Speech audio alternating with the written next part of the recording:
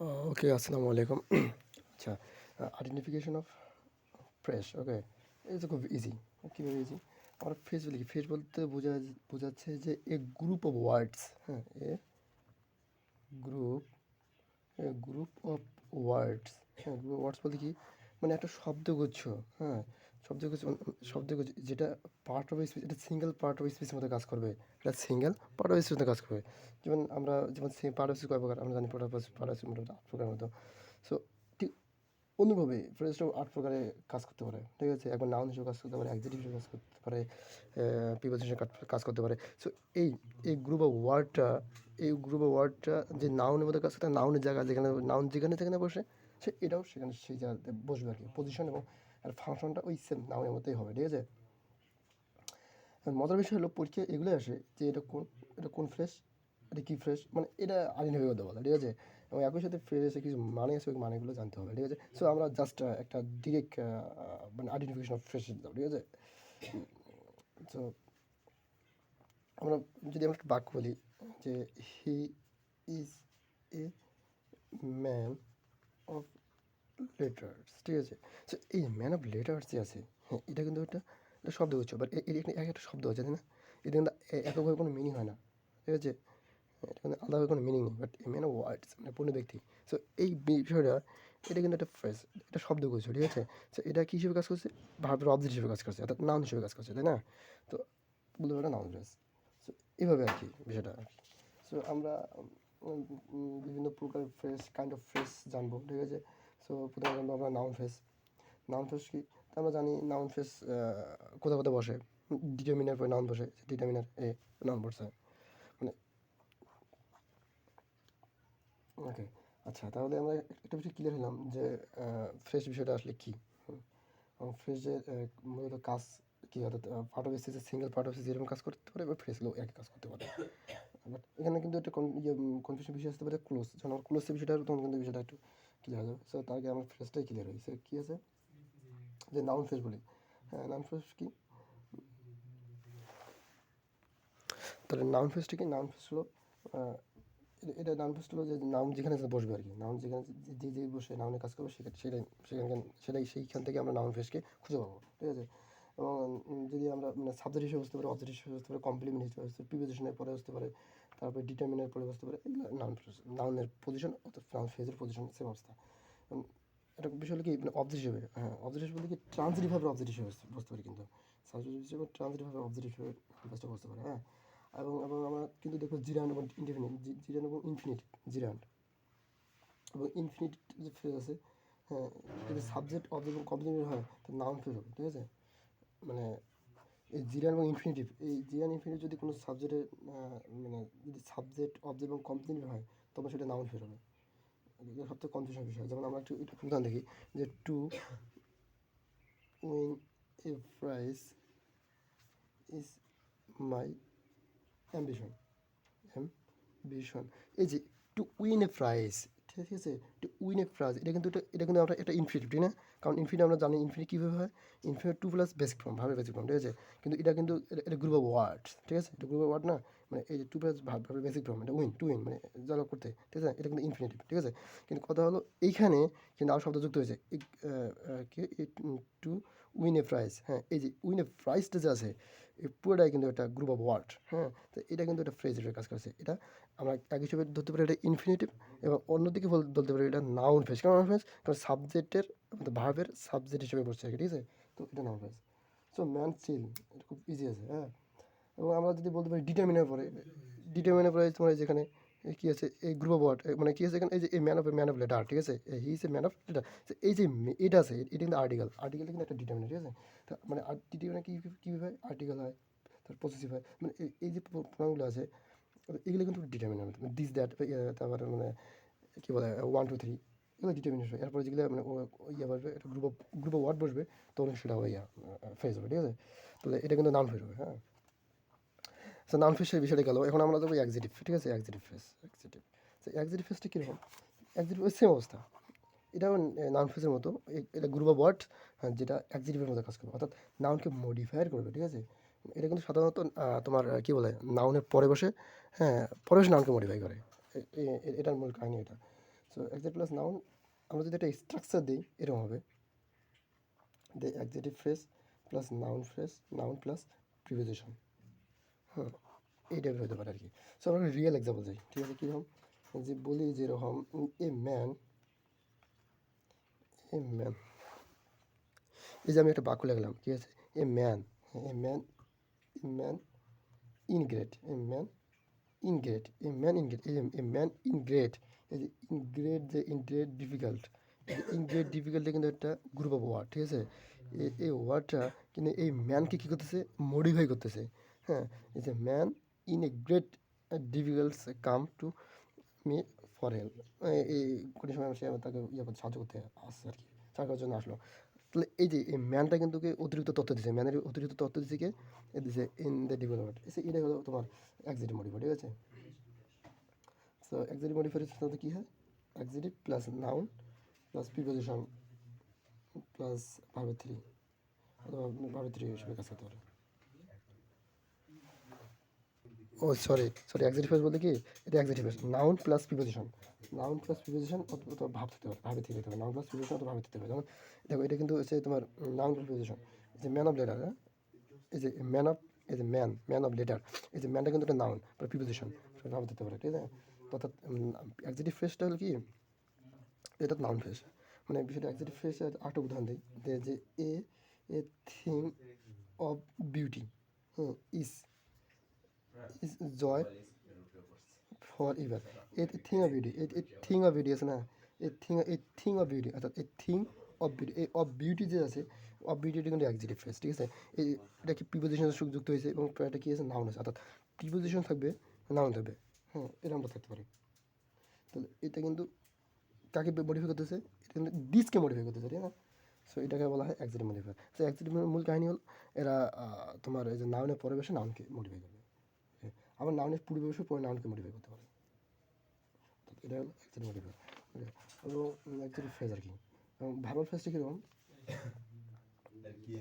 Verbal phrase, verbal ফ্রেজটা হলো যে কোনো ফ্রেজ যদি কোনো ভাবের মধ্যে কাজ করে, হ্যাঁ, যে ফ্রেজটা আছে সেটা ভাবের মধ্যে কাজ করছে, সেটা ভার্বাল ফ্রেজ বলে। যেমন যদি বলি যে Rana, Rana look look for this কার, হ্যাঁ, লুক ফর দিস কার, এই লুক ফর যে আছে, এই লুক ফর মানে রানা এই গাড়িটাকে কী করছে, খুঁজতেছে, হ্যাঁ, look for the cars, Rana এই গাড়িটাকে খুঁজতেছে, এই লুক ফরটা হলো তোমার এটা একটা ভার্ব ফ্রেজ, ঠিক আছে? এই লুক মানে কি, তাকানো, ফর খোঁজা, লুক, এটা হলো ভার্ব, অর্থাৎ যে ফ্রেজটা ভার্বের মধ্যে কাজ করছে, এটা কিন্তু এটা ছাড়া কিন্তু বাক্যটা সম্ভব না, হয় অসম্ভব। রানা তোমার হিজ কার, এটা হবে না, তাহলে কী হবে, লুক ফর এ গাছ, এই লুক ফরটাকে একটা ভাব, এটাকে বলা হয় ভার্ব ফ্রেজ, ঠিক আছে? আর ভার্ব ফ্রেজ সাধারণত প্রিপোজিশন থাকে আর কি, অর্থাৎ এই ভাবের পরে একটা প্রিপোজিশন থাকে সাধারণত ভার্ব ফ্রেজ।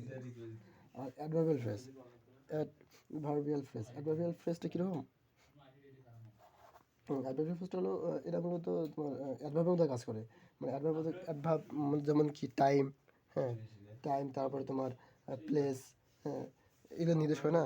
সো এখানে আমরা অ্যাডভার্ব ফ্রেজ আমরা পাবো কীভাবে, ভাবকে যদি আমরা হাউ, তারপরে হোয়ার, হ্যাঁ, হোয়েন, হ্যাঁ, why, how, where, when, why, এগুলো যদি প্রশ্ন করলে যে আমরা উত্তরটা পাবো, এটা কিন্তু আমরা অ্যাডভার্বিয়াল ফ্রেজ পাবো, ঠিক আছে? তো আমরা একটা যদি রিয়েল এক্সাম্পল যাই, যে কীরকম, ওকে, এখানে আমরা দুইটা কি লিখছি, দুইটা এক্সাম্পল লিখছি। প্রথম এক্সাম্পলটা হলো এরকম, যে he he run he run with the great speed, run with great speed, এই যে সে কীভাবে দৌড়াচ্ছে, হাউ দিয়ে প্রশ্ন করি, কীভাবে দৌড়াচ্ছে, গ্রেট স্পিডে দৌড়াচ্ছে। তো এটা কিন্তু আমরা কি অ্যাডভার্বিয়াল ফ্রেজ, অর্থাৎ অ্যাডভার্বিয়াল ফ্রেজটা মূল কাহিনী হলে আর ভাবকে মডিফাই করবে, ঠিক আছে? এটা মূল কাহিনী, মানে অ্যাজ অ্যাডভার্ব যেভাবে কাজ করে, এটা অ্যাডভার্বিয়াল ফ্রেজটা সে কাজ করবে, ঠিক আছে? আর যেমন এখানে হাউ দিয়ে প্রশ্ন করলে আমরা উত্তর পাচ্ছি, একই অবস্থা, he is in the room, এখানে প্লেস বুঝেছে না, এখানে আমরা হায়ার দিতে প্রশ্ন করি ভাবকে, তাহলে কিন্তু আমরা পেয়ে যাচ্ছি কোথায়। সো মূল কথা হলো এটা ভাবকে মডিফাই করবে, ঠিক আছে? সো এখন আমরা যাবো preposition phrase, prepositional phrase. Preposition ফ্রেজটা কিন্তু সবথেকে মজার বিষয়, এটা কি, এই প্রিপোজিশন ফ্রেজের সামনে পিছনে প্রিপোজিশন থাকে, হ্যাঁ, প্রিপোজিশন ফ্রেজে সামনে পিছনে প্রিপোজিশন থাকে সাধারণত। সো এখানে একটা বিষয় ক্লিয়ার যাচ্ছে কি, সামনে প্রিপোজিশন পরের প্রিপোজিশন কি হয়েছে ইন ফ্রন্ট অফ, হ্যাঁ এই যে ইন ফ্রন্ট অফ এই যে গ্রুপ অফ ওয়ার্ডটা আছে এই ওয়ার্ডটার ভিতরে কিন্তু তোমার কি আছে সামনে প্রিপোজিশন আছে, পিছনে প্রিপোজিশন আছে, প্রিপোজিশন ফেসটা মূলত সামনে পিছনে, এটা খুব সহজে আর কি আইডেন্টিফাই করা যায়। সবসময় ইয়ে থাকবে প্রিপোজিশন থাকবে আর কি সর্বত্রভাবে। সো এটা প্রিপোজিশন ফ্রেজ। প্রিপোজিশন ফ্রেজটা আসলে ফাংশন কিন্তু অ্যাডজেক্টিভ এবং অ্যাডভার্ব ফ্রেজ হিসেবে কাজ করতে পারে মাঝে মাঝে, এটা খেয়াল রাখতে হবে।